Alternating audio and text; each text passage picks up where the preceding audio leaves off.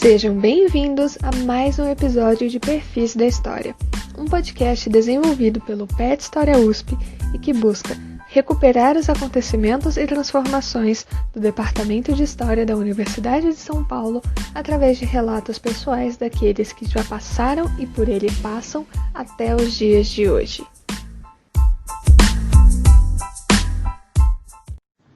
Olá a todas e todos que estão nos ouvindo. Bem-vindos ao primeiro episódio do podcast Perfis da História do PET História USP. Nesse primeiro episódio, nós vamos conversar um pouco com a professora Marcela Boni Evangelista sobre história oral e também sobre entrevistas no trabalho dos historiadores. Para começar, vamos fazer uma breve apresentação. Eu sou Ulisses, sou do quarto ano do curso de História lá na USP e sou membro do grupo PET História lá da USP também. Boa tarde, meu nome é Mariana, eu sou do terceiro ano da graduação de História e eu também faço parte do PET História USP. E agora a gente queria que você se apresentasse um pouquinho, contasse um pouco da sua trajetória. Conta pra gente, por favor. Boa tarde, Ulisses, Mariana, a todos que vão acompanhar aí essa história, né? Eu gostaria de agradecer imensamente o convite de vocês, fazer parte desse projeto, que é um projeto que tem uma iniciativa extremamente importante, né? Acho que a gente vai ter a oportunidade de falar sobre isso ao longo da entrevista. E fico muito feliz, enfim, de poder fazer parte disso, né? Então, me apresentando, eu sou a Marcela Boni Evangelista, sou historiadora formada no Departamento de História da USP, assim como vocês que estão aí na graduação. Eu entrei no ano de 2000, me formei em 2005, e eu vou contar um pouquinho assim dessa minha trajetória que não parou até agora, né? Então, são 20 anos de história e eu considero de história no departamento de história também, embora atualmente eu seja professora da Faculdade de Educação, eu assumi o cargo de professora temporária, mas na área de ensino de história. Então, eu estou o tempo todo, né, ligada ao departamento de alguma forma por conta da licenciatura. Então, né, parte dos meus alunos na Faculdade de Educação são, né, licenciandos do Departamento de História, então eu considero que essa minha conexão ela não se rompeu desde 2000, né? No ano de 2000 houve uma greve muito longa no departamento, né? Mas não só isso, o ano 2000 para mim foi um grande marco, assim, eu fico até um pouco emocionada em falar, porque foi realmente um divisor de águas. Primeiro que entrar na USP é um sonho de muita gente que mora na periferia, que é o meu caso, né? Eu morei e continuo morando na periferia da região metropolitana de São Paulo.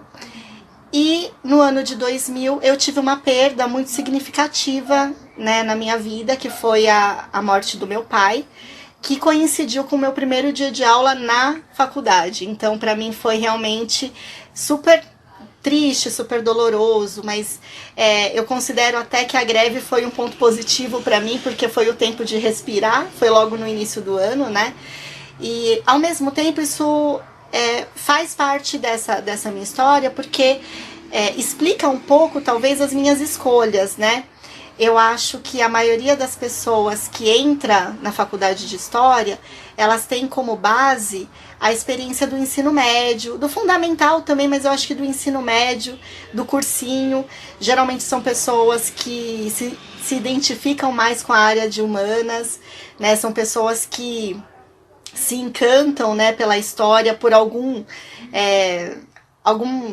tema, algum posicionamento de professores, né? Geralmente a gente tem algo disso na nossa história. E no meu caso eu sempre gostei de história, sempre admirei demais os meus professores.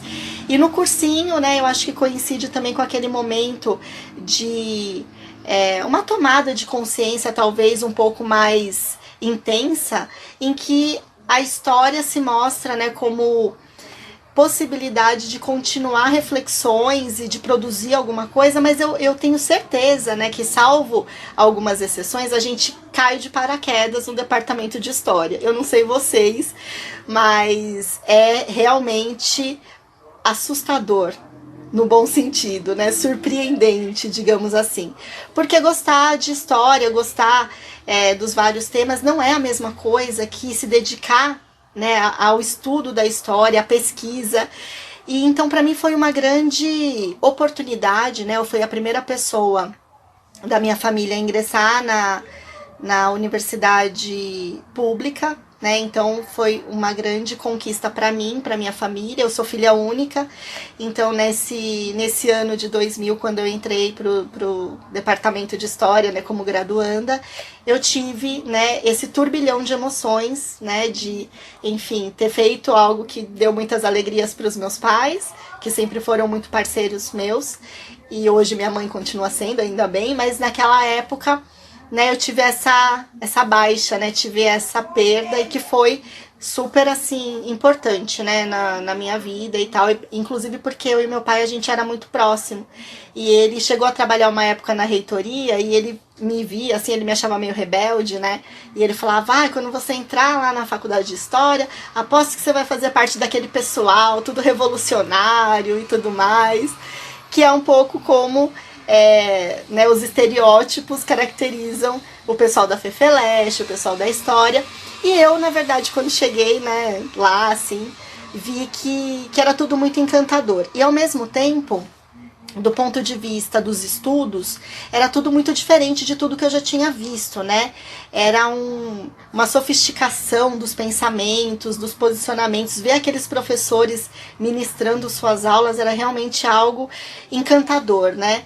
Eu me lembro, assim, dos primeiros professores e de eu não entender quase nada que eles estavam falando, deles falarem de vários autores, eu ficar com aquela cara de, nossa, eu tô entendendo tudo, e na verdade não estava acompanhando muito bem o raciocínio. Mas, de qualquer maneira, foi um momento muito especial da minha vida, em que eu percebi que eu fiz a escolha certa, que a área de História era aquilo que eu realmente queria, só que eu tinha algumas ressalvas, porque...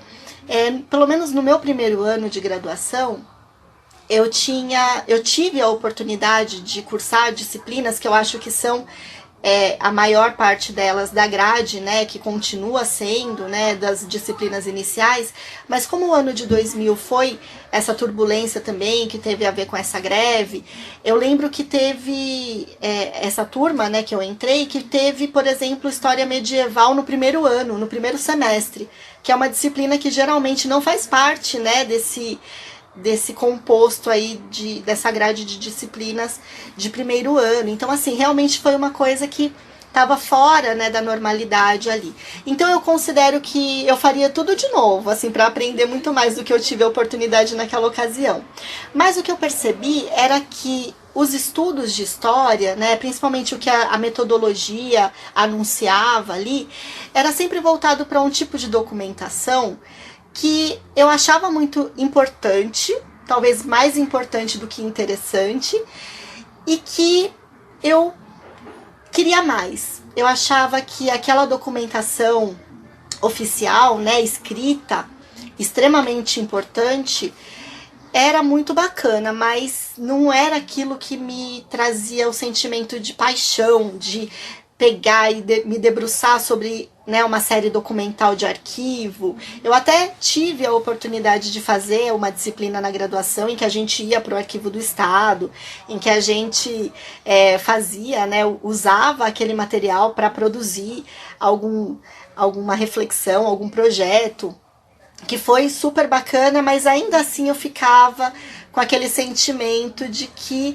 poxa vida, quando eu tiver que fazer alguma pesquisa, né, uma iniciação científica, um mestrado, na verdade mestrado eu tô falando agora, né, até porque a memória ela é uma construção permanente, porque na época eu não sabia nem o que era mestrado, mas a ideia de iniciação científica já aparecia, né, e eu falava, gente, mas o que eu pesquisaria, né, então aos poucos o leque foi se abrindo, evidentemente, então eu fui fazendo outras disciplinas, fui conhecendo outros professores e percebendo, né, que as disciplinas, além daquilo que elas indicam no seu título, né, elas trazem muito do estilo dos professores, né, que ministram. Então a gente opta, né, olha, eu vou fazer História da América Colonial. Tem este professor e este professor, ou esta professora e esta professora, e essa escolha, ela define muitos dos caminhos, do tipo de documento, né, que vai ser trazido.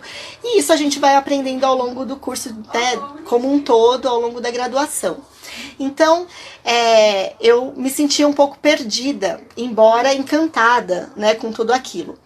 Agora, no ano de 2002, eu, na verdade, tive, de 2001 para 2002, então logo no início da minha graduação, eu tive já a oportunidade de iniciar um processo de iniciação científica, que não tinha tanto a ver com a história. Olha que coisa interessante, né? Eu soube de uma vaga no Núcleo de Estudos da Violência, que é o NEV, que antigamente ficava atrás da FEA, né? Ali perto... Hoje tem um negoção lá, um prédião, que eu nem sei exatamente o que é, mas tinha uns barracões, né? E um dos barracões era o NEV, que hoje fica do lado do IPT ali. Mas eu fiquei lá por longos 7 anos, né, da minha vida, então também faz parte muito importante da minha trajetória. E lá no NEV, né, era uma seleção para fazer parte de um projeto coletivo, então não era uma pesquisa individual. Mas dentro desse projeto coletivo, obviamente, os bolsistas, né, os pesquisadores poderiam, né, ir depurando temáticas e fazendo escolhas, enfim. E eu fui para trabalhar, para fazer parte de um projeto chamado Banco de Dados da Imprensa sobre as graves violações de direitos humanos, né? Um nome gigante, mas que fazia parte de um CEPID, né? Que é um projeto grande da FAPESP, financiado pela FAPESP, que, né, como o nome geral, era monitoramento das violações dos direitos humanos. Então a ideia era monitorar casos de violência policial, execuções sumárias e linchamentos, né? Olha, temas, né, assombrosos, e eram mesmo, porque no que diz respeito à história ali, era o trato com a documentação impressa, né? Era material de imprensa. Então havia a escolha de alguns veículos de imprensa escrita, que eram as fontes, né? Só que o trabalho, ele não era um trabalho de historiador necessariamente, né? Porque o NEV está muito mais vinculado aos departamentos de ciência política e de sociologia do que, né, a história. Então, embora tivesse historiadores entre os bolsistas e entre os pesquisadores, as pesquisas, elas não tinham tanto, né, necessariamente esse norte historiográfico. E, no entanto, para mim foi a primeira experiência de pesquisa e que foi extremamente importante por vários motivos. Primeiro porque o tema da violência, acredito que não só para mim, acho que para vocês também, e para todo mundo deveria ser, algo fundamental, né? Da gente conhecer para além daquilo que, de uma forma superficial, nos é mostrado.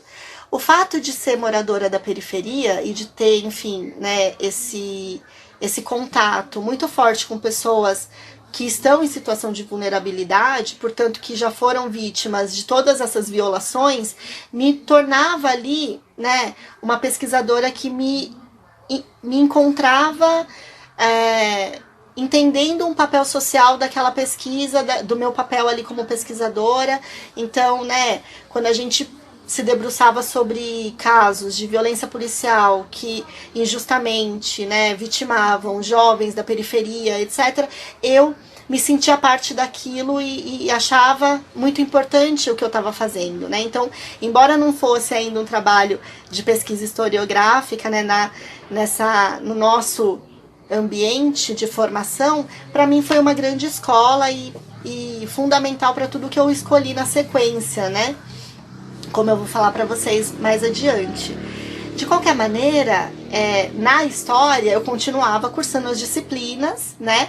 E entre as obrigatórias e as optativas, um dia, né, quando não tinha ainda um acesso tão facilitado aos computadores, à internet, a gente se matava na parede ali onde ficavam as fichas, né, as folhas com as disciplinas e as ementas, né, os programas das disciplinas, que hoje a gente vai pelo celular lá, entra no Júpiter, vê, faz a matrícula, tudo por lá.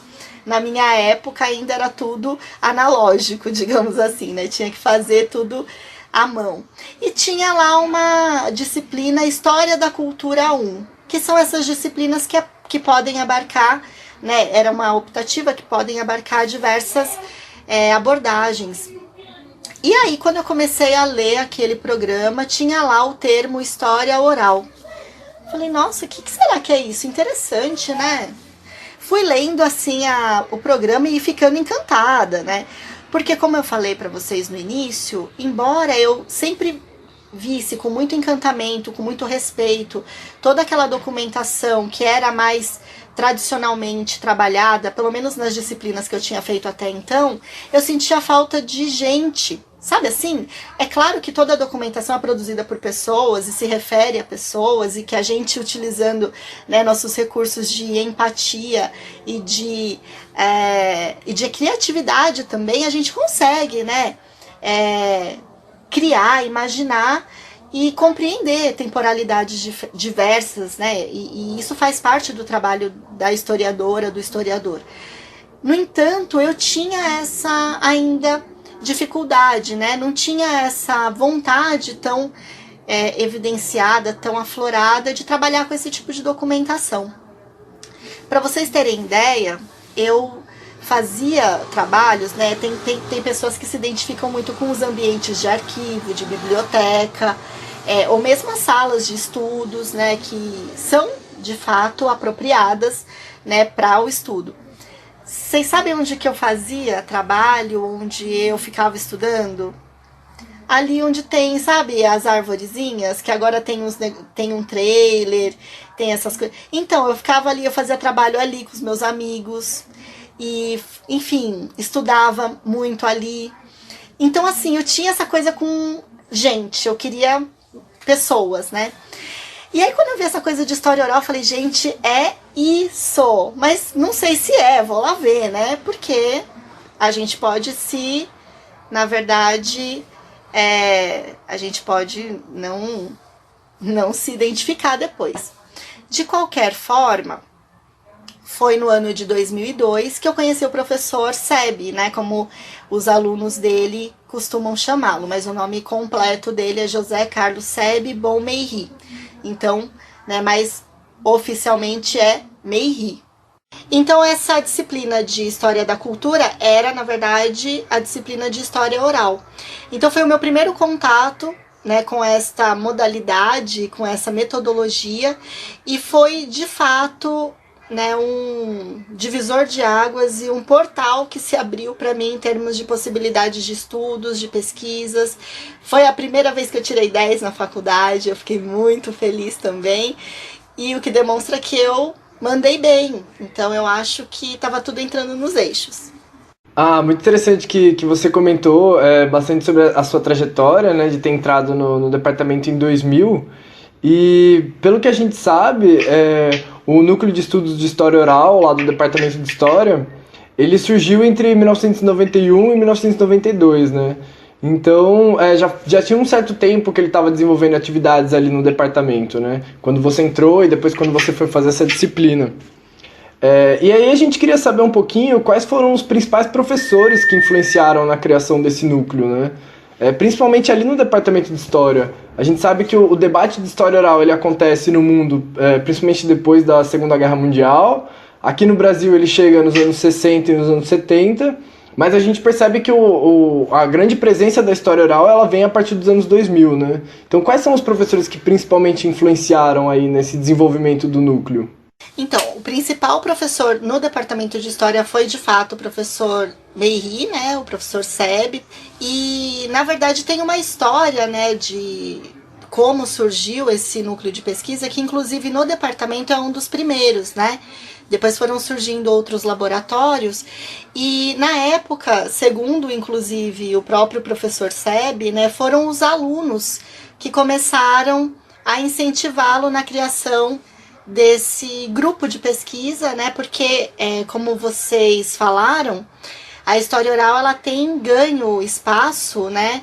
Cada vez maior, né? Tanto no Brasil quanto fora do Brasil, mas a gente pode considerar que mesmo que tenha esse avanço, essa intensificação a partir dos anos 2000, que uma importante retomada teria tido espaço na década de 80, né? Concomitantemente ao período de redemocratização. Porque, na verdade, né, como o Ulisses falou, na concepção mais internacional, né, mais geral, a história oral, ou a moderna história oral, como a gente costuma chamar, porque a oralidade já faz parte da história desde sempre, né? Então, essa moderna história oral, ela estaria vinculada necessariamente a esse registro que demanda técnicas, né, e equipamentos específicos que só têm sido disponibilizados, né, enfim, a partir de momentos muito mais recentes, e esse momento pós-Segunda Guerra é quando a gente tem essa explosão, digamos assim, né, principalmente na Universidade de Colômbia, onde começam a ser feitas as primeiras gravações e divulgações dessas histórias, né.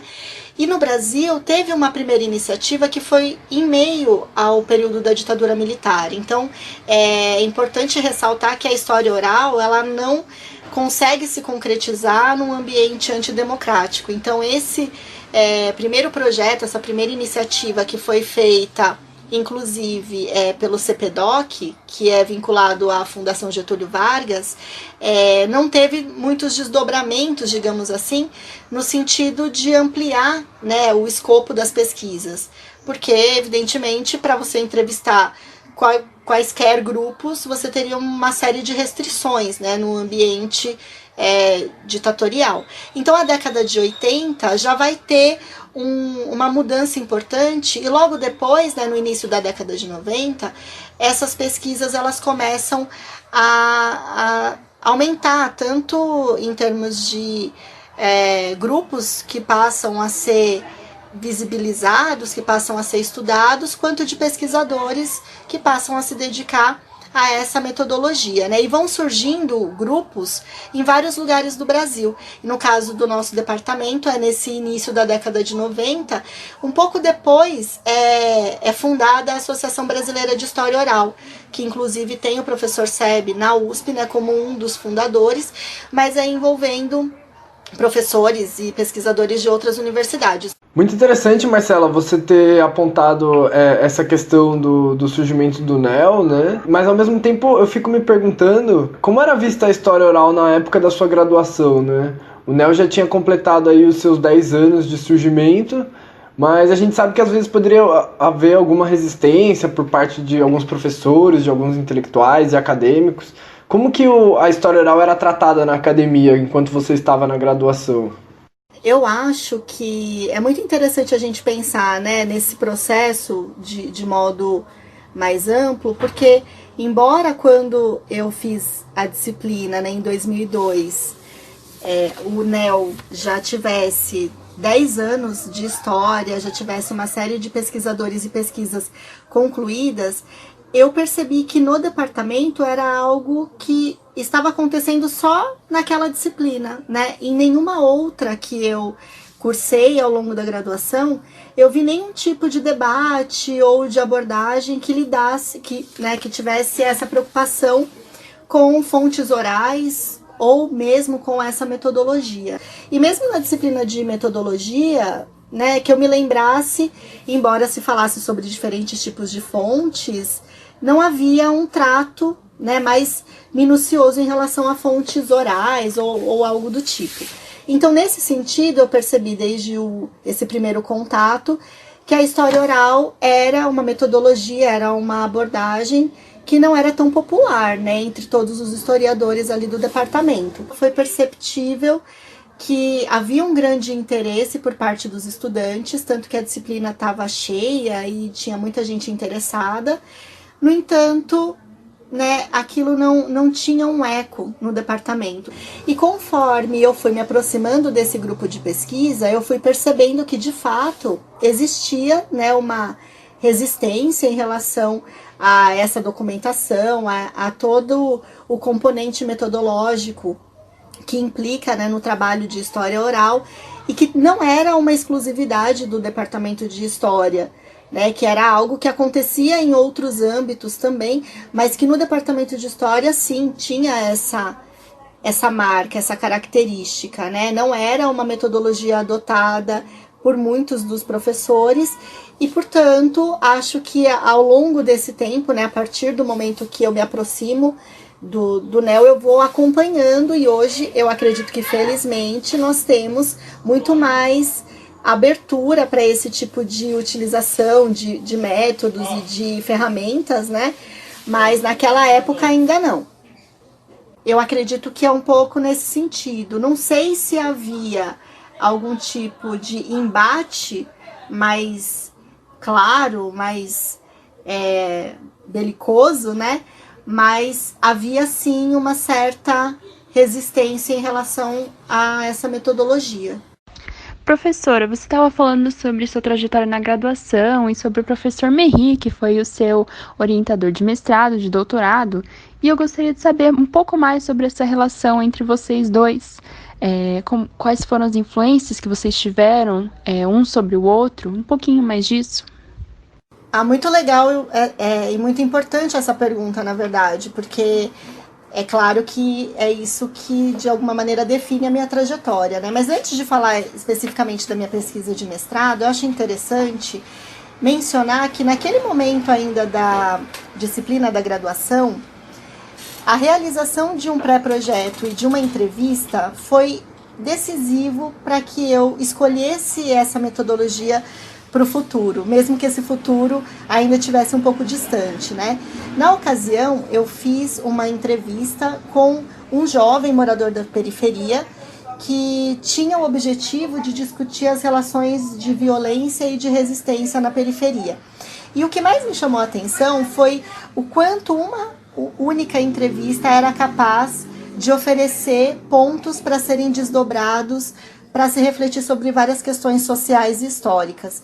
E nesse processo, né, nós tínhamos, além de fazer a entrevista, de fazer a gravação, fazer todo o trabalho textual de passagem do oral para o escrito, que é algo também que talvez seja um grande diferencial, né, do Núcleo de Estudos de História Oral e mesmo da proposição, né, teórico-metodológica do professor Merri. Então, acho que esse primeiro trabalho foi interessante para mim e muito importante porque foi onde eu realmente me encontrei no âmbito da pesquisa.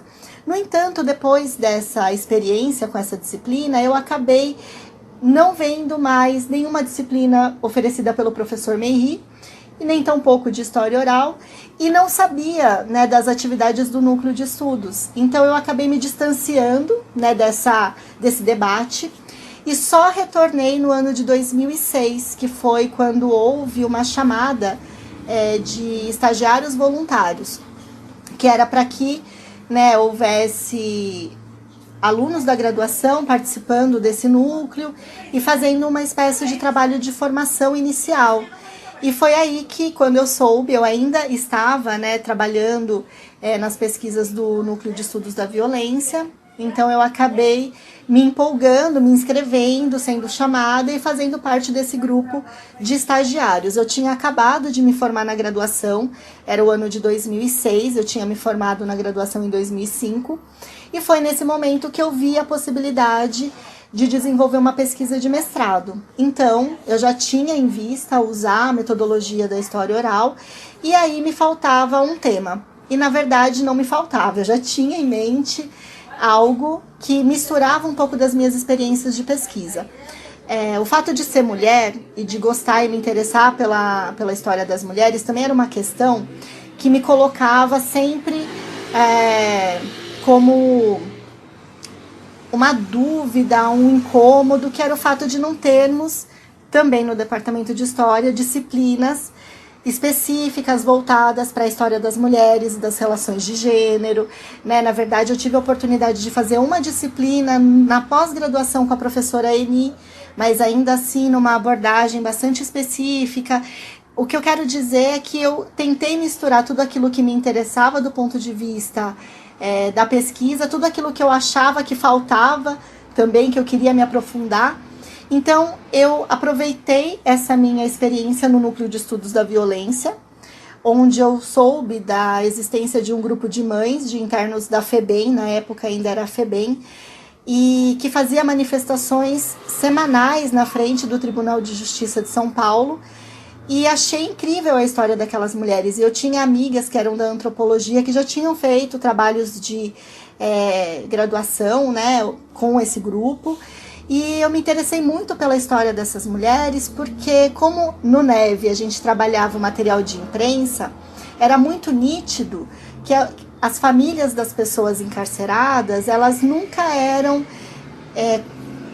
compreendidas ou abordadas de forma respeitosa. Elas sempre eram denominadas como, no caso das mães, né? A mãe do infrator, a mãe do trombadinha, a mãe do bandido.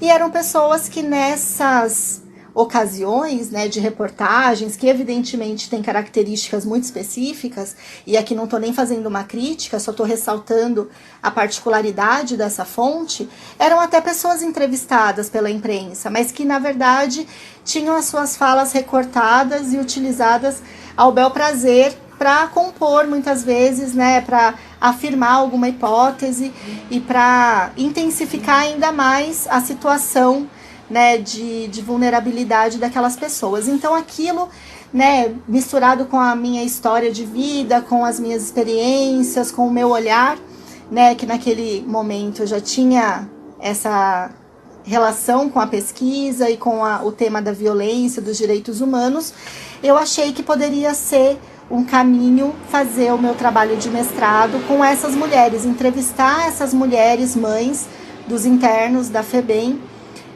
de um outro jeito, de um jeito que elas não tivessem sido entrevistadas pela imprensa. E foi aí que eu conversei com o professor Seb, que aceitou me orientar, e na verdade eu já tinha uma admiração imensa por ele, pela forma respeitosa como ele tratava todos os seus orientandos, né, e todos os alunos e todas as pessoas que o procuravam, porque ele era muito procurado, inclusive, por pessoas que não eram do departamento. É importante até ressaltar que a história oral tem essa característica interdisciplinar e na verdade, é até curioso dizer isso, né? Mas o próprio NEL e os próprios pós-graduandos que foram orientados pelo professor Seb não eram necessariamente historiadores, né, do departamento de história. Então ele orientou, por exemplo, pessoas das ciências sociais, pessoas da área da saúde, pessoas do jornalismo, que é algo que é muito incomum no nosso departamento, né, que acaba sendo um espaço, né, que é super compreensível também, mas que acaba sendo um espaço mais exclusivo de historiadores, né? Então, isso me chamava a atenção, me causava admiração, e a forma como ele aceitou me orientar e como ele me orientou ao longo do mestrado, me mostrou uma humanização dessa questão da pesquisa que eu não conseguia ver em outros lugares, que eu não via muito, né? Essa preocupação com o humano, tanto no que diz respeito ao que a gente estava fazendo ali de trabalho, né? Afinal, a gente estava entrevistando pessoas, mas a maneira como, né, ele lidava com esse contexto e até com essa diversidade de assuntos, né? Porque ele orientava, no meu caso, um tema que era história das mulheres, relações de gênero, violência, mas um colega estava estudando futebol, uma outra colega estudando movimentos sociais do campo, uma outra imigração. Então, assim, essa amplitude, né, de temas era algo que ele conseguia orientar assim, com uma maestria que me deixava estupefata, né, muito impressionada. E não é por acaso, ele tinha, né, toda uma história, uma trajetória, uma experiência que era assim. E foi realmente uma grande influência para o meu trabalho, tanto no mestrado quanto no doutorado, mas também alguém que sempre me possibilitou uma relação de provocação. Às vezes ele mesmo fala, olha, eu estou te mandando uma provocação. E isso aconteceu tanto no meu mestrado quanto no doutorado e continua acontecendo até hoje. Então eu acho que é uma relação intelectualmente muito bonita e muito produtiva. Legal, muito legal isso que você falou, né? Você contou também um pouco da sua trajetória, da sua escolha de temas, que vai ser um tópico que a gente vai abordar mais futuramente. Mas, continuando ainda sobre a sua pesquisa e sobre o MERRI, eu gostaria de perguntar, lendo as suas teses, tanto de mestrado quanto de doutorado, eu percebi que você, apesar de se utilizar bastante das ideias do MERRI, você também propõe uma ideia nova, né? Uma definição nova de história oral. E eu gostaria de saber, continuando nessa linha sobre as influências, como que a sua definição se diferencia da do MERRI e como você foi influenciada Então, eu acho que essa possibilidade de um debate permanente, né, de uma influência que, digamos, se permite mútua, aparece no resultado do trabalho, né, que é muito interessante, que é um traço da pós-graduação, né, que você tem um orientador ou uma orientadora, mas você também tem um trabalho autoral. Então, eu acho que é nesse diálogo que as coisas surgem e se renovam, e é nesse sentido que eu não consideraria que eu apresento alguma divergência em relação à proposição dele, por exemplo, em relação à definição de história oral. O que eu proponho, na verdade, talvez seja uma ênfase em alguns aspectos que na definição inicial dele não fica tão evidente, até porque talvez ele milite para um campo em que essas questões talvez estejam menos reforçadas, né? Então, no caso, se vocês acompanharem, por exemplo, as definições, né, de história oral que constam dos manuais do próprio professor Meilly, vocês vão perceber que há diferentes maneiras de compreensão da história oral, né, que vai de ferramenta, método, metodologia, né, método, metodologia, enfim, técnica, disciplina e forma de saber. Então, na minha concepção, a história oral, ela vai bastante além de algo mais restrito, né, que seria o aspecto técnico ou o aspecto de apenas uma ferramenta. Eu acredito que a história oral, ela é composta, e aí eu concordo plenamente com o professor Sebe, no sentido de ser esse conjunto, sim, de procedimentos que tem um rigor muito nítido, né, e que é até interessante, porque quando há críticas em relação à história oral como método, na produção de documentos e assim por diante, parece que as pessoas não dão a devida atenção para esse rigor, né, que a própria definição imprime, e que eu acho que talvez seja bem importante da gente reforçar, né, para evitar até mal entendidos.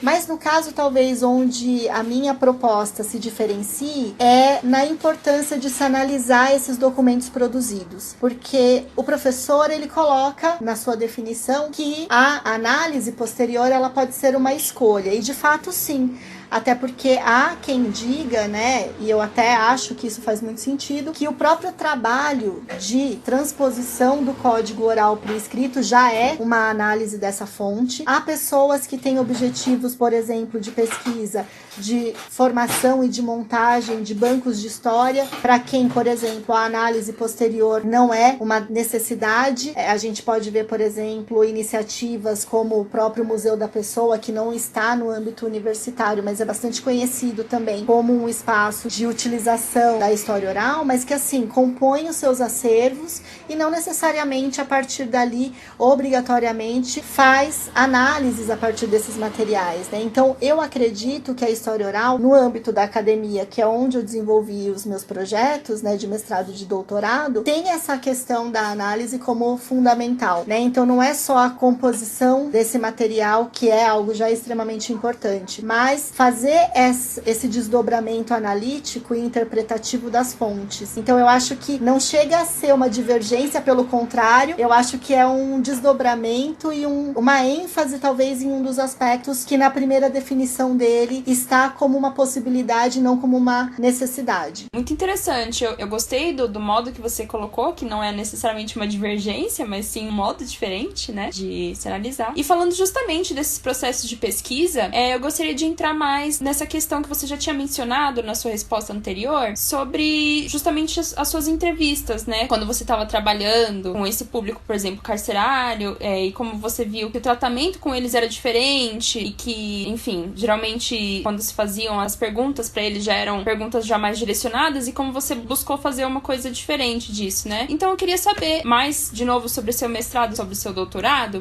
como que foi tratar com temas que geralmente são lidos como polêmicos, né, pela sociedade, como o aborto, sobre encarceramento, direitos humanos, violência. Então, como é que foi trabalhar com esses temas? Como foi trabalhar com as fontes também, né? Ou como foi produzir essas fontes? Bom, esse talvez é o aspecto mais fundamental, né, do trabalho de história oral, que é compor as fontes. Diferente de um trabalho em que as fontes já estão dadas, né, elas estão em algum lugar e nós as organizamos, no caso da história oral, nós produzimos essas fontes, né? Então tem aí um primeiro desafio, que é conseguir os contatos com as pessoas, e no caso de temas como esses que eu tratei, existem várias dificuldades inerentes, né? Começando pelo mestrado, quando eu falei, né, com mães de internos da Fundação Casa, eu parti do princípio de que um primeiro contato poderia ser com um grupo militante, que, portanto, com uma certa facilidade aceitaria conversar comigo, porque já era um grupo que tinha essa prática, que concedia entrevistas, que estava na mídia. Naquela época, o grupo, né, que eu acabei não mencionando, era a AMAR, Associação de Mães e Amigos do Adolescente e da Criança em Risco. Enfim, esse grupo, naquela época, tinha muita visibilidade, eles chegaram a ganhar alguns prêmios de direitos humanos, e a dona Conceição Paganelli, que era a pessoa que coordenava esse núcleo, que foi uma das fundadoras desse grupo, ela foi a minha primeira entrevistada, e que me deixa cheia de honra, de um sentimento assim de gratidão muito grande, porque ela é uma pessoa muito especial pela luta dela, enfim, mas no que diz respeito ao trabalho de pesquisa, então existe uma série de processos pequenos que vão se compondo até que a gente chegue no final. Então, contando só sobre essa situação, primeiro você tem que entrar em contato, conseguir a agenda, marcar com a pessoa, ter um espaço minimamente adequado em que a pessoa se sinta confortável. No caso da minha primeira entrevista com ela, foi na sede da associação, então havia outras pessoas, o que pode intimidar dependendo do tipo de entrevista. No caso dela, acabou fluindo bem, mas há um episódio curioso nessa situação, porque no dia que eu fui fazer a entrevista, havia um outro grupo de estudantes, que era do jornalismo, se eu não me engano, da Casper Libero, que também iriam entrevistá-la, e eles tinham um gravador super moderno na época, era um grupo assim, com um traquejo bem, assim, já de entrevistadores, né? E eu, na ocasião que não tinha ainda um gravador, eu peguei um emprestado, era um gravador enorme, e assim, até fiquei um pouco sem graça, né, porque eu fui a que entrevistou na sequência, mas a nossa entrevista foi, pra mim, uma das maiores experiências de pesquisa da minha vida, porque eu acho que demonstrou a diferença da entrevista de jornalismo, que tinha uma pauta muito bem estruturada e um objetivo, né, para uma publicação específica, que teria um tamanho, uma série de elementos que fazem parte, né, de um trabalho de jornalista. E quando a gente começou a conversa e eu fiz a primeira pergunta, ela olhou para mim de um jeito diferente, porque eu imagino que ela imaginou é ótimo, mas eu acredito que ela imaginou que ela falaria sobre a experiência do filho dela, interno na Fundação Casa, e a minha pergunta foi, assim como vocês começaram esse podcast, pedindo para ela contar a história da vida dela. Então ela foi praticamente pega de surpresa, porque isso era algo que nitidamente ninguém tinha interesse em conhecer. Então tudo que ela falava naquele momento, e ela falava muito para a imprensa, era sobre a atuação das mães naquele movimento,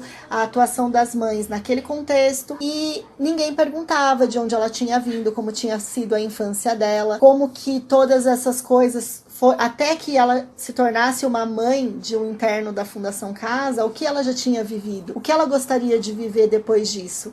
Então, a nossa entrevista durou 2h30 e para mim foi uma grande experiência, né? Foi incrível, e aí era só o começo do processo, porque depois fazer todo o trabalho de transcrição é super demorado, quem já trabalhou com isso sabe. Só que no caso, a minha proposta era não parar na transcrição literal, era fazer o processo que a gente chama de transcriação, ou seja, fazer um texto em primeira pessoa que eliminasse de alguma forma as perguntas, não a presença das perguntas, né, mas aquele formato de pergunta e resposta, e que pudesse atender a expectativa dela em relação à própria história, que foi conseguido quando eu levei a entrevista finalizada para ela conferir e validar, que é um outro conceito que a gente usa em história oral, que é muito mais do que uma autorização formal, que é extremamente importante, inclusive juridicamente necessário, área, mas que não é suficiente para dizer se a pessoa de fato concorda, se ela se identifica com o resultado daquele trabalho. Então, eu acho que essa que foi a minha primeira experiência, de muitas que aconteceram depois disso, retrata de alguma forma e sintetiza tanto o árduo processo como as minúcias que envolvem todo esse elaborar da fonte, que ainda nesse momento é somente uma fonte, né? Embora todo esse processo transcriativo demande muita interpretação e análise, mas ainda não é o trabalho analítico de um conjunto de fontes. Só para finalizar essa primeira parte, falando do mestrado, eu disse que a busca pelos entrevistados é sempre um desafio. E no caso, uma das provocações, e eu comentei que a minha relação com o professor Seb é de muito carinho, muito afeto, mas também de muitos momentos desafiadores, ele me perguntou sobre as mães que não eram militantes, se eu não contemplaria esse grupo. Afinal de contas, não eram todas as mães que compunham e faziam parte de grupos de mães militantes. E eu fui em busca disso. E comecei pelo próprio lugar onde eu morava, porque eu mesma tinha colegas que tinham sido internos, ou que, enfim, eu sabia dessa experiência, e quando eu tentei conversar com as mães desses internos, a negativa foi constante. Então, uma das coisas que eu pude analisar foi que a militância, ela permite que haja, né, a partir dessa identificação entre essas mulheres, a constituição de uma força, de uma coletividade que permite que essas vozes ecoem. Diferente dessas pessoas que vivenciam essa experiência adversa da maternidade no âmbito individual e quase de segredo, porque evidentemente nenhuma pessoa na nossa sociedade que ainda por cima exige, né, a maternidade como algo naturalizado, de ser vista como uma mãe de um adolescente que fugiu aquilo que é esperado, né? Então isso foi uma coisa muito interessante e acabou fazendo parte dessa análise. Então eu acho que, de modo geral, no mestrado foi nesse sentido que os desafios apareceram. No doutorado foi um pouco diferente. Bastante interessante isso que você colocou, Marcela, sobre a questão da sua relação com as pessoas que você entrevistou, mas também sobre a própria subjetividade, né, de quem tá narrando a sua experiência de vida pra você, né. E isso me faz lembrar que o Alessandro Portelli, que é um estudioso de história oral italiano e tudo mais, ele coloca a história oral como uma arte do diálogo, né, e ao mesmo tempo você coloca que o historiador, ele está compondo as fontes junto com o entrevistado, né. Então é um trabalho em conjunto ali,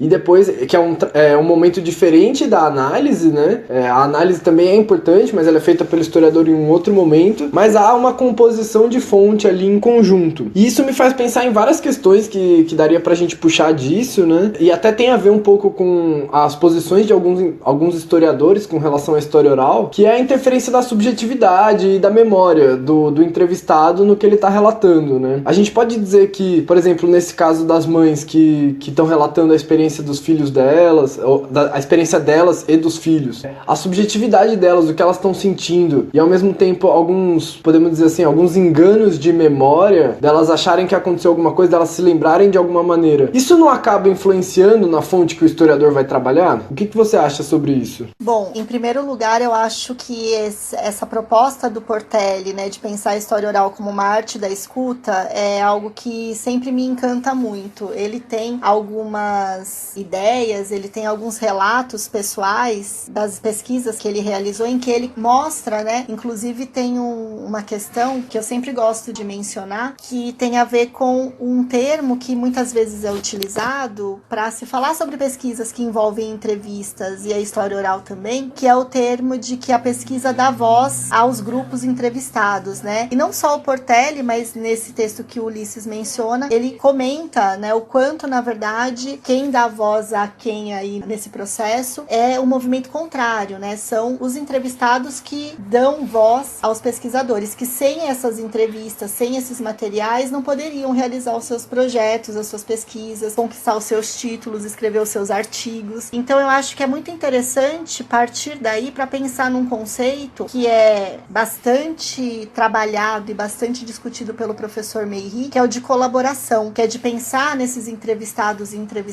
utilizadas não como meros informantes ou como objetos de pesquisa, e muito menos como depoentes que carregam, né, nesse termo aquele tom jurídico, policialesco, né, de uma espécie de interrogatório, mas de pensar que ali está se estabelecendo sim um contato, um diálogo, e que a intersubjetividade está presente e não há como não estar se a subjetividade existe em qualquer pesquisa, porque nós, como pesquisadores, somos também pessoas, temos nossa história, nossa trajetória, e isso está totalmente envolvido nas nossas escolhas e na maneira como nós desdobramos a nossa experiência de estudos, né, e de produção de conhecimentos. Nesse caso, é impossível desvencilhar uma coisa da outra, porque o contato é entre pessoas, entre grupos de pessoas. Dependendo do projeto, você permanece em contato durante bastante tempo com essas pessoas. E acredito muito no potencial da noção de colaboração, na medida em que a entrevista ela não termina quando o gravador ou a câmera, né, hoje em dia o audiovisual também é um recurso que está sendo muito utilizado para a história oral, mas a entrevista não termina ali. Pelo contrário, a ideia de colaboração pressupõe que depois do trabalho realizado ou durante esse processo, sobretudo quando o resultado final é escrito, essa devolução para que a pessoa possa se reconhecer naquele texto e possa autorizar e validar, ou até mesmo pedir, sugerir mudanças, inserções, exclusões, é algo que, além de demonstrar um respeito pela alteridade, demonstra também a necessidade de se estabelecer o rigor da pesquisa diante daquilo que pode ser e aparece muitas vezes como crítica, que é essa que vocês colocam.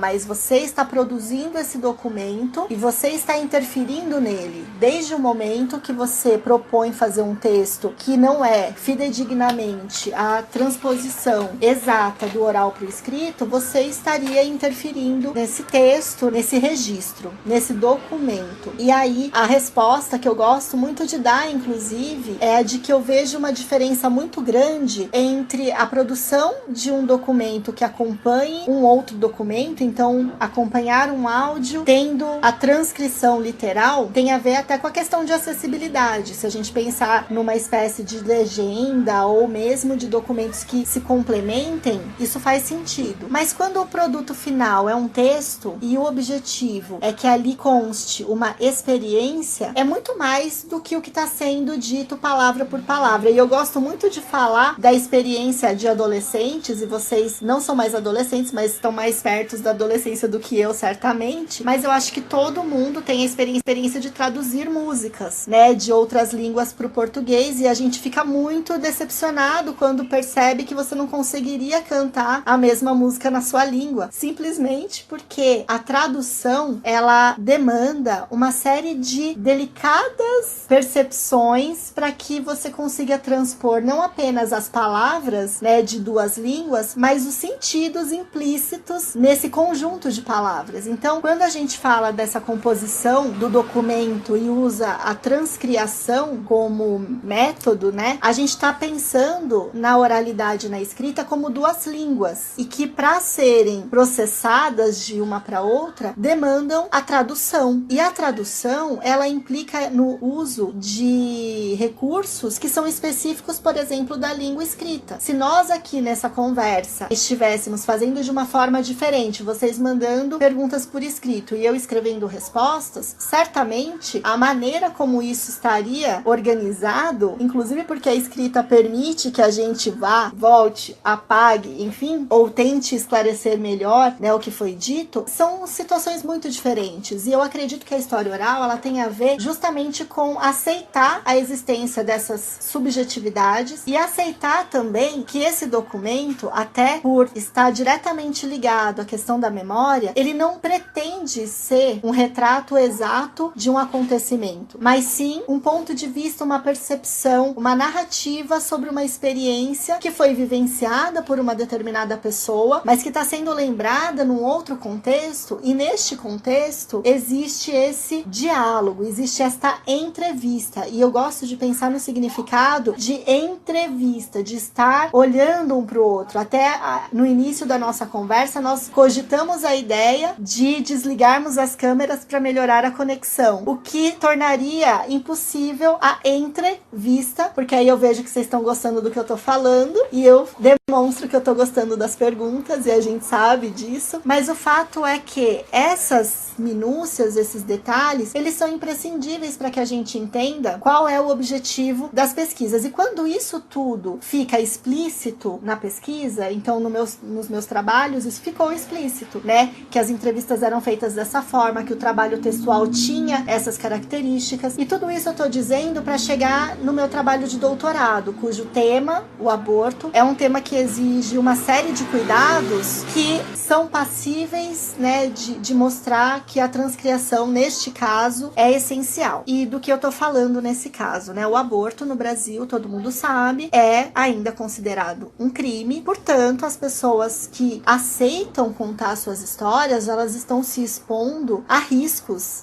bastante significativos. Então, nesse sentido, eu preciso, e foi isso que eu fiz ao longo, né, dos anos de pesquisa que eu me debrucei sobre esse tema, sempre a garantia do anonimato. Embora eu não goste desse termo, não são pessoas anônimas, são pessoas que têm ali uma história extremamente importante, completamente invisibilizada, cada vez mais invisibilizada, inclusive. Então, qual era a minha proposta de colaboração? Era que essas pessoas poderiam confiar em mim, que elas não seriam reveladas. No entanto, o que eu precisava era contar essas histórias, trazer o que elas tinham de importante, de significativo. E nesse sentido, nós compusemos um grupo de 16 narrativas em que essas pessoas puderam verificar todas as etapas desse processo de produção textual, puderam indicar coisas que elas preferiam que fossem adaptadas para que elas não fossem reconhecidas ou que fossem melhor explicadas para que elas não fossem mal interpretadas. Então eu acho que esse processo, de modo geral, ele é bastante característico da história oral, que eu acredito. É claro que existem muitos outros processos de pesquisa que não exigem esse tipo de tratamento da fonte, em que as entrevistas são feitas de outra forma, processadas de outra forma, divulgadas de outra forma, mas aí, né, são casos diferentes. O meu caso acabou sendo dessa forma.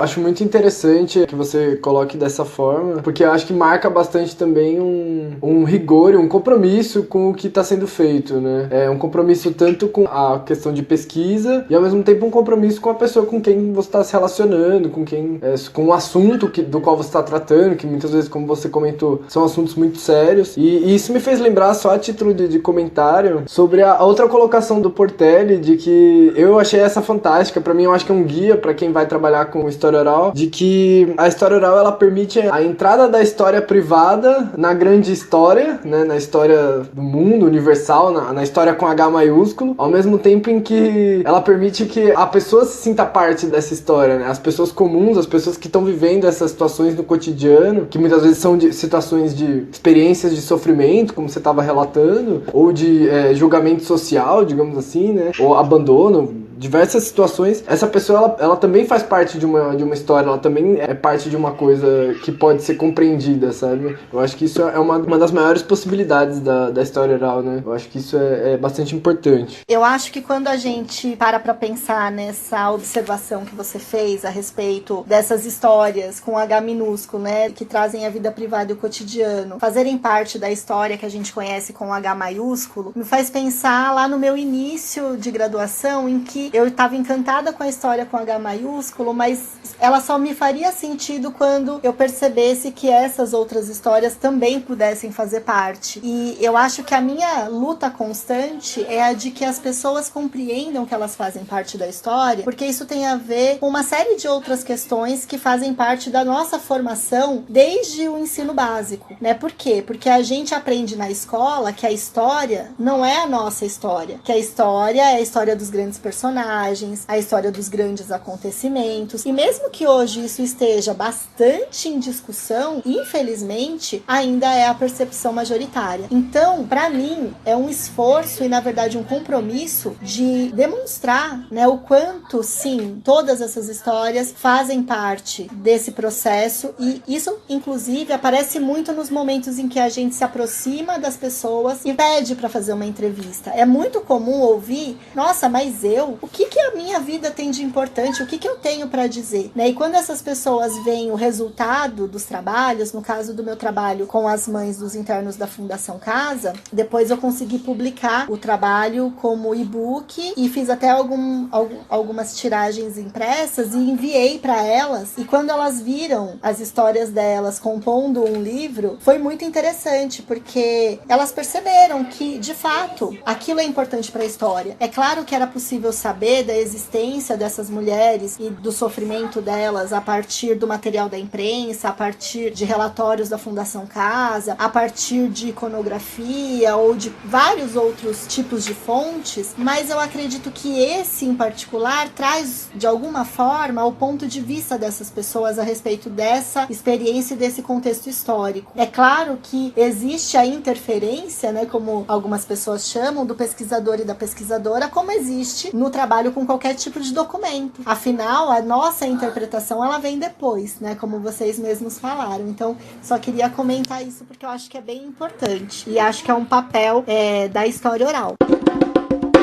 Bom, eu gostaria de, então, prosseguir para o nosso último eixo temático, né? Que é sobre as possibilidades da história oral. E eu gostaria de que você se debruçasse mais um pouco sobre como é justamente trabalhar com a história oral. E, como você já estava falando, né? Trabalhar com a história oral oferece vantagens, mas também oferece desafios. E eu gostaria que você falasse um pouco disso, né? Quais são as vantagens de trabalhar com a história oral e quais são os desafios? Bom, as vantagens de trabalhar com a história oral são todas, porque é maravilhoso aquelas, né? Gente, mas é verdade, é algo apaixonante. Eu não conheço ninguém que tenha se aproximado da história oral e não tenha se encantado. É claro que muitas vezes pode não haver identificação. Por exemplo, olha, eu não trabalharia com isso, mas não dá para negar que é algo cativante, que os resultados são impressionantes. A gente não tem nenhum tipo de ideia, muitas vezes, do alcance que essas pesquisas podem ter no âmbito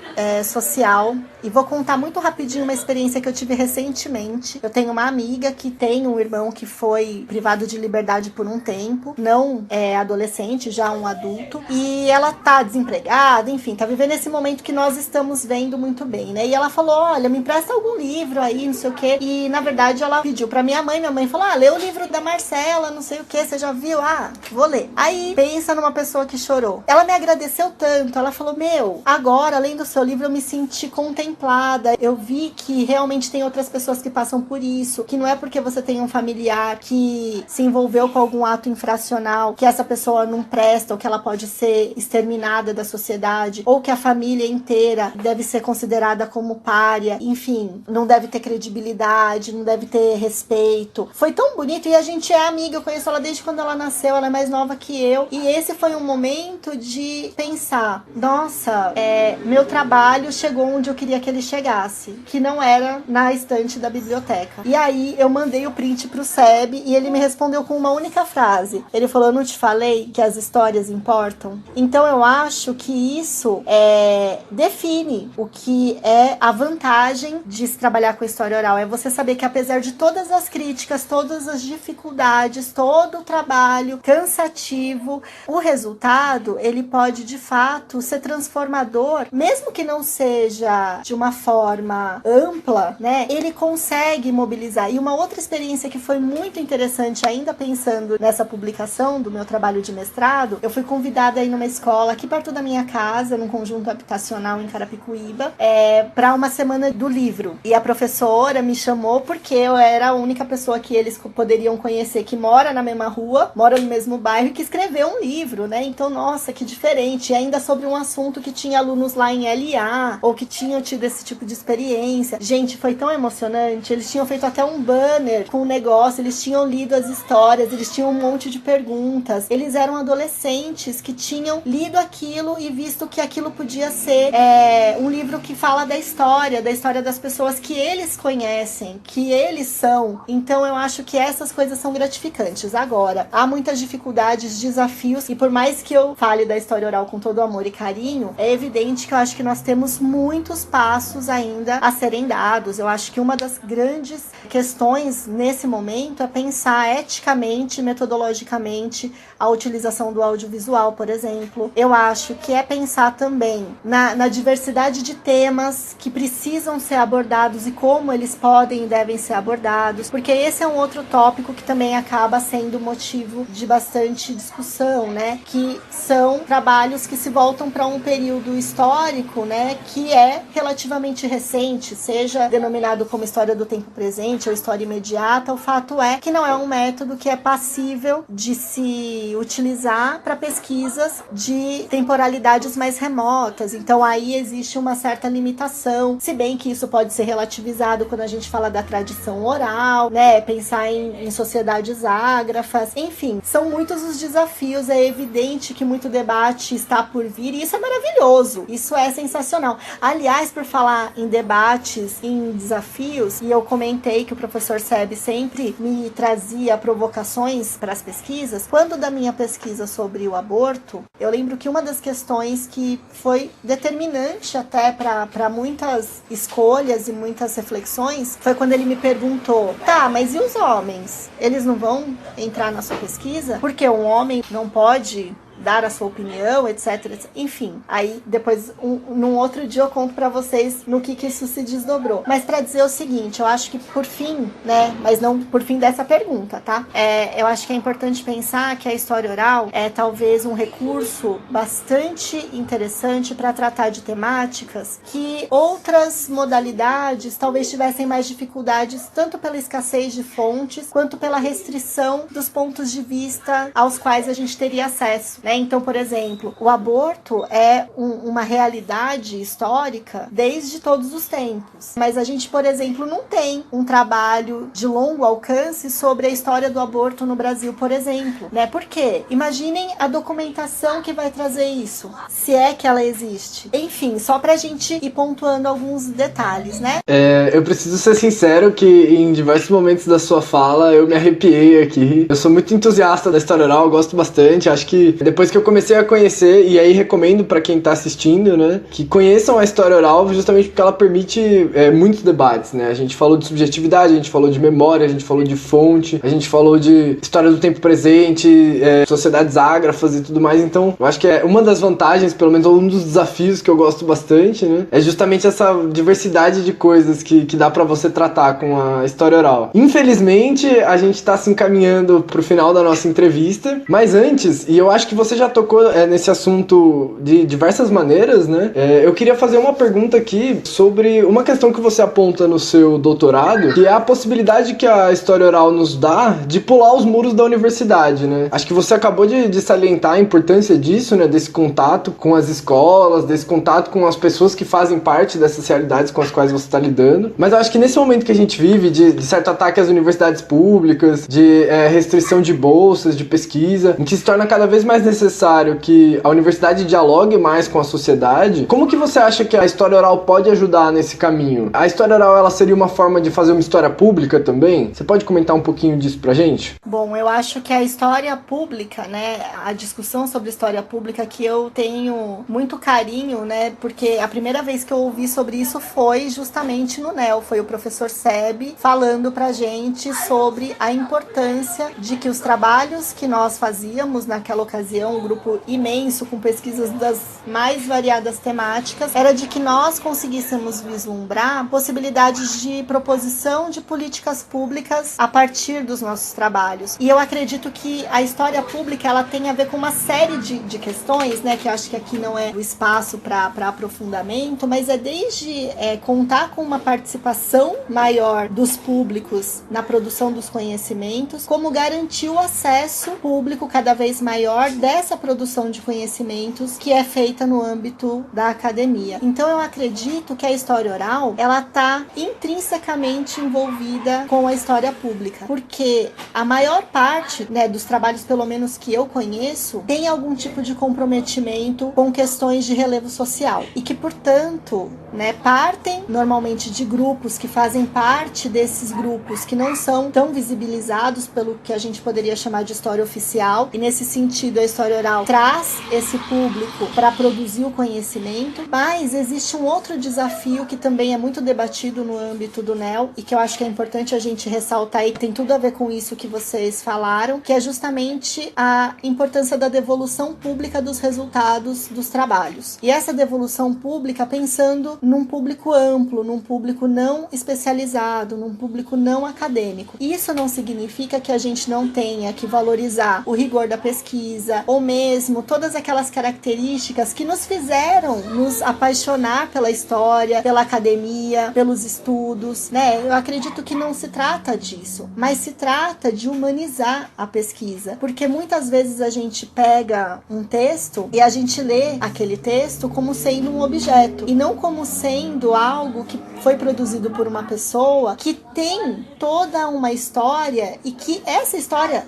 está naquele texto, né? Assim como aquele texto faz parte da vida da pessoa que o escreveu, ele traz aquela pessoa ali. Então, muitas vezes, por isso que a gente sempre, né, desde o começo dos estudos, na graduação, a gente fala da importância de se saber, de se conhecer o autor e etc. Mas a gente, ao longo da vida, acaba às vezes esquecendo disso, a gente acaba não vinculando as coisas. Eu até sou uma entusiasta, né, de que isso fosse uma realidade, de que, por exemplo, esses trabalhos que, pelo menos aparentemente, não são de interesse público amplo, sei lá, um trabalho muito específico de um momento da história da Idade Média na França, que no primeiro momento pode não parecer interessante para um público amplo no Brasil, mas se ele tivesse ali as expectativas de quem o escreveu, de quem desenvolveu esse processo de pesquisa, que é uma pessoa que às vezes se encantou por algo na infância, ou fez uma viagem inesquecível em algum momento da vida, e a partir daí fez todo aquele trabalho academicamente importante,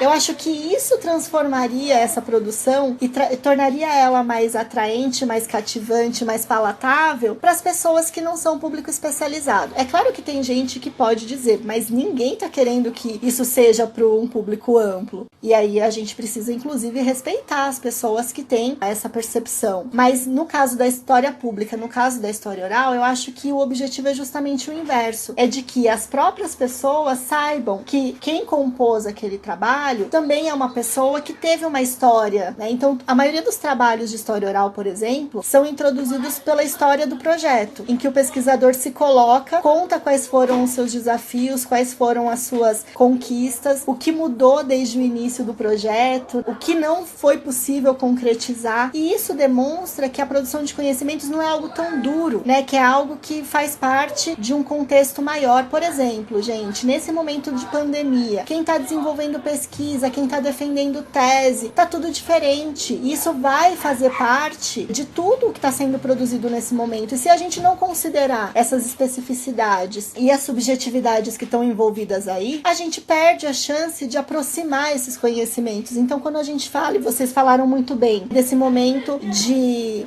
crítica ferrenha à universidade, de negacionismos, de revisionismos, se a gente continuar, né, estabelecendo muros e separando aquilo que é a produção acadêmica daquilo que chega ao público mais amplo, a gente, de fato, vai perder espaços para pessoas que vão ocupando essas lacunas. Então, eu acredito que tem várias maneiras de se propor e de se expandir isso que a gente produz na academia. Eu acho que a história oral, sem dúvida, é um caminho, mas eu penso muito também na área da educação, não somente por ser professora de metodologia do ensino de história, que penso o tempo todo de que maneira que a história pode ser significativa para os estudantes, para que não seja vista, né, como uma disciplina que fala sobre os outros e nunca sobre mim, né? Então eu acho que esse é um grande desafio. Então começa por aí, que nós nos importemos com aquilo que a gente está fazendo, que isso chegue a todo mundo e de várias formas. Um exemplo e uma experiência que eu tive recentemente para concluir foi para fazer a devolução pública dos resultados do trabalho da minha tese, que foi a pesquisa sobre aborto, né? Com o apoio da professora Estela, aí do departamento, com quem eu tive a felicidade de compartilhar muitos momentos durante o grupo de estudos de gênero, e que foi uma pessoa que me permitiu, a partir do grupo, oferecer uma aula pública sobre os resultados resultados da minha tese, a gente teve nessa ocasião a participação de pessoas que fizeram leituras dramáticas das histórias de vida que eu coletei. Então, claro, foi uma aula dentro da universidade, então a maioria das pessoas eram da universidade. A ideia é que aquela aula fosse aberta mesmo para um público não acadêmico. E a maneira como a gente utilizou os resultados, né, a partir das leituras dramáticas, foi uma forma diferente de mostrar o resultado e o potencial de alcance, né, dessas histórias, dessas experiências e desse tema, né, que muitas vezes não é visto como tão relevante para os estudos históricos e que de fato pode ser revisto e pode ser valorizado, assim como tantas outras temáticas, tantas outras abordagens, tantos outros grupos. E quanto mais a gente pular o muro da academia, mais a gente vai conseguir dialogar e produzir cada vez mais conhecimentos. E agora eu queria, pra gente encerrar mesmo,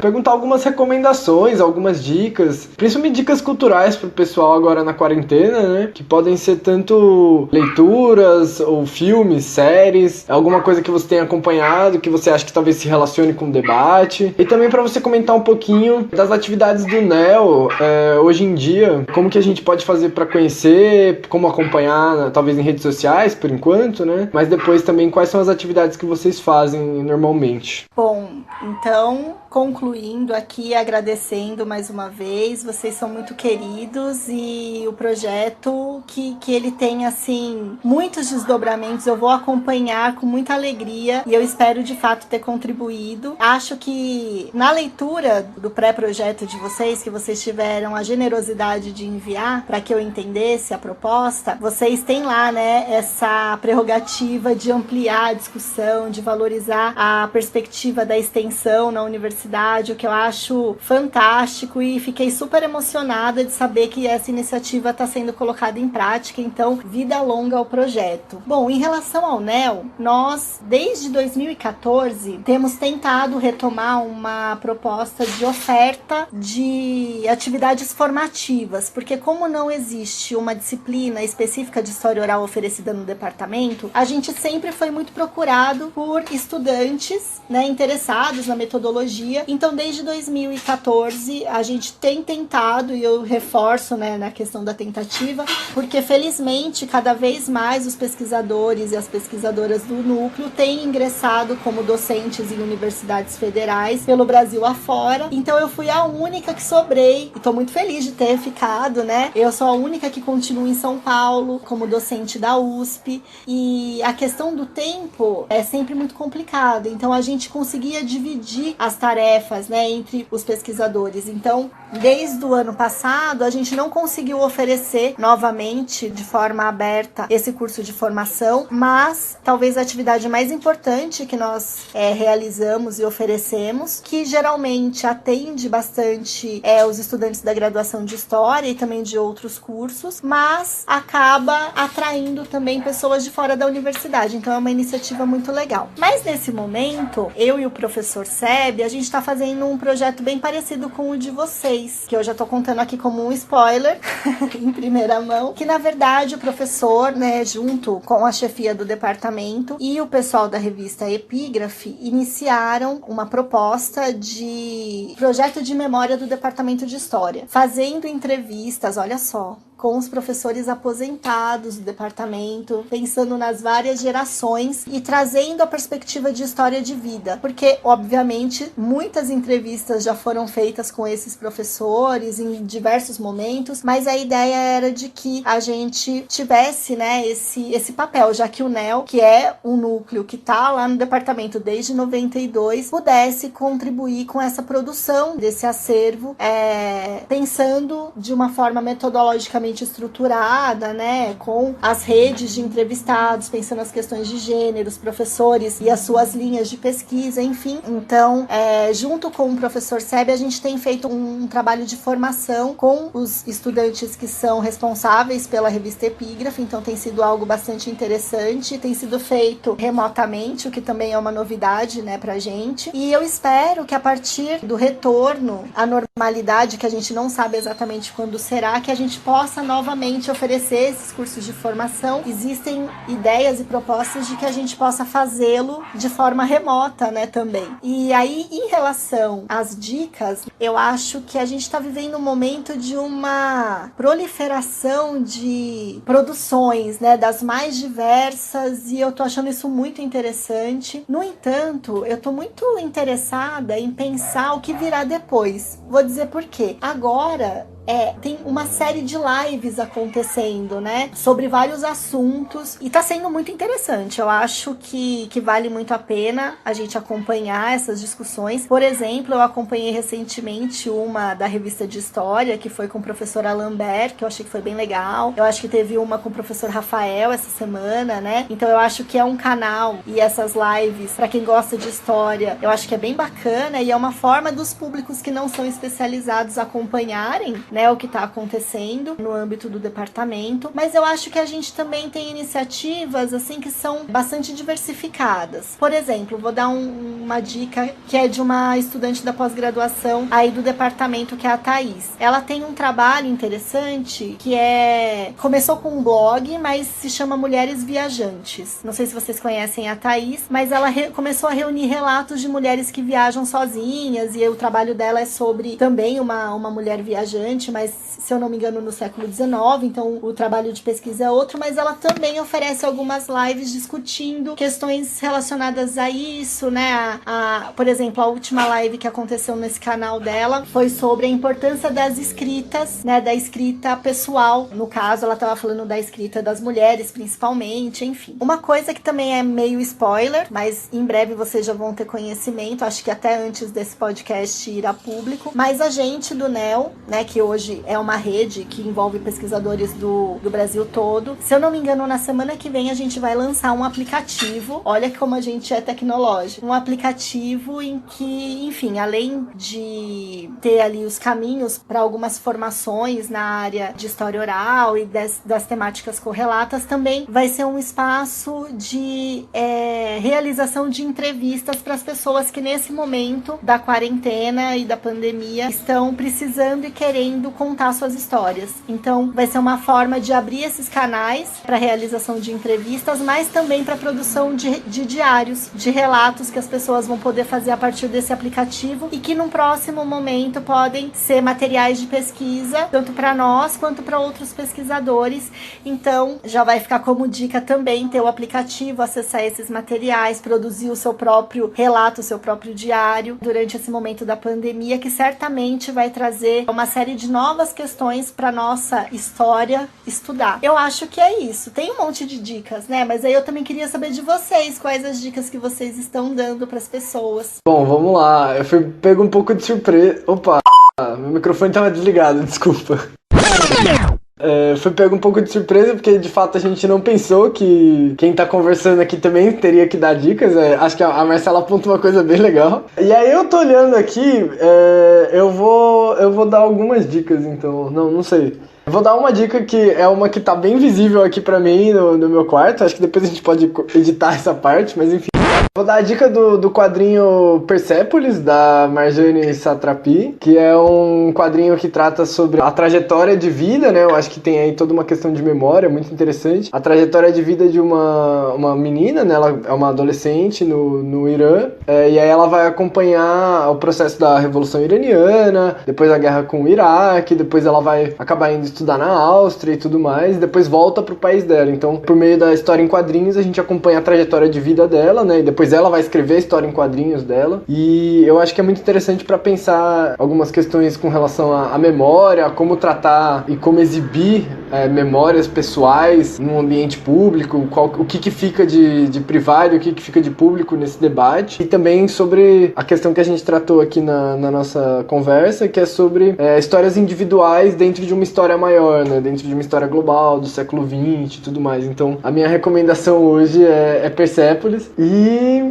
não sei, talvez do ponto de vista, sei lá, mais historiográfico, assim, vou recomendar o 1964 do professor Marcos Napolitano, que eu também tava lendo uns capítulos aqui, é bem legal. Vai lá, Mari. Então, ó, lembrei de mais uma dica, que eu ainda não li, mas eu já comprei, já chegou pelo correio, eu já desinfetei, que é a nova biografia da Simone de Beauvoir. E também, gente, uma outra dica que é muito interessante, eu assinei também essa coisa de ficar em casa, a gente fica usando a internet pra essas coisas, né? Mas eu assinei a 451, que é uma revista muito interessante, né? A revista dos livros, e que traz uma série de textos, resenhas, discussões sobre as publicações impressas, e eu acho que é muito válido, né? Tem, acho que alguns materiais que são disponíveis online também, mas aí ficam mais essas dicas que eu lembrei, tá bom?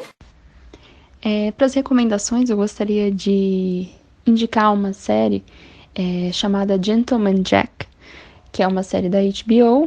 É uma série recente até, do ano de 2019, e é uma série que é um drama histórico que se passa no século XIX, e é baseada em uma história real de uma mulher chamada Anne Lister, que ela escreveu um diário todo encriptado e fala sobre a vida dela, sobre os romances com mulheres que ela tinha e sobre como ela administrava o patrimônio da família dela. Então essa série é muito legal justamente por causa disso, porque ela mostra esse lado do século XIX que talvez não é muito explorado, né?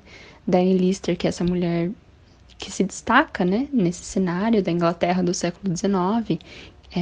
Ela é de uma cidade, de uma região mais rural, e na própria série mostra, né, as impressões que as pessoas tinham dela, como ela era uma figura que se destacava justamente por causa disso, né, que ela tinha esses papéis, entre aspas, mais masculinos, né, então ela administrava as finanças, ela administrava as posses,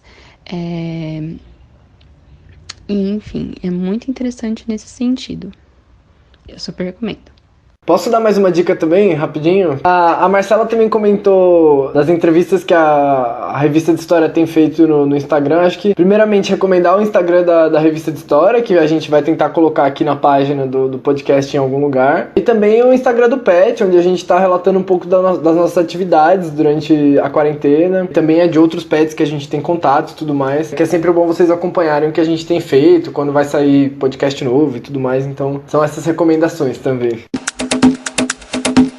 Bom, agradeço imensamente a participação da professora Marcela aqui no episódio piloto do Perfis da História. Acho que foi uma conversa muito boa, espero que possa trazer alguma luz para quem está estudando essa área da história. E não esqueçam de acompanhar o Perfis em todas as redes sociais, que os próximos episódios vão estar saindo a partir das próximas semanas. Um forte abraço a todas e todos e obrigado por nos ouvirem até o fim.